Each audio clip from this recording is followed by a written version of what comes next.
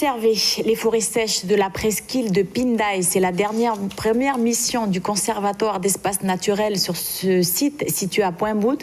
À la veille de la journée mondiale de l'environnement, une classe de première du lycée Michel Rocard s'est rendue sur place. Objectif, découvrir les actions de la structure. L'occasion aussi pour Noah de voir de nouveaux métiers. Mathieu Le Barbier.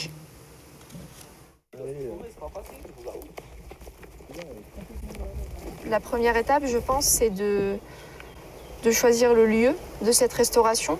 Donc là, on a dit que cette parcelle, elle n'avait pas été installée au hasard et qu'elle permettait de reconnecter des forêts qui sont naturelles et qui sont déjà existantes.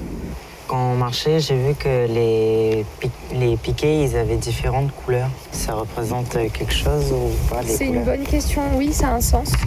On a coloré les piquets pour distinguer nos années de plantation. Parce que ça fait maintenant 5 ans qu'on plante. Donc à chaque année de plantation correspond une couleur de piquetage. Par rapport aux sorties qu'on fait et aux notes qu'on prend, ça peut nous amener à proposer un thème pour notre grand oral, une épreuve du bac. C'est assez important.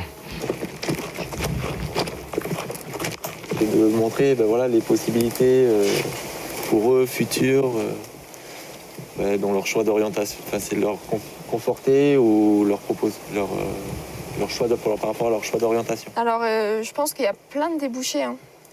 Mais c'est vrai que les métiers de la conservation de la nature, ça en fait partie. C'est pas notre première sortie. On en avait fait une mardi au domaine de Deva. On avait vu aussi un exemple de forêt sèche sur le domaine de Deva. Hier, on a été au plateau Tango. Du coup, on est parti voir une forêt, donc ça a changé de la forêt sèche.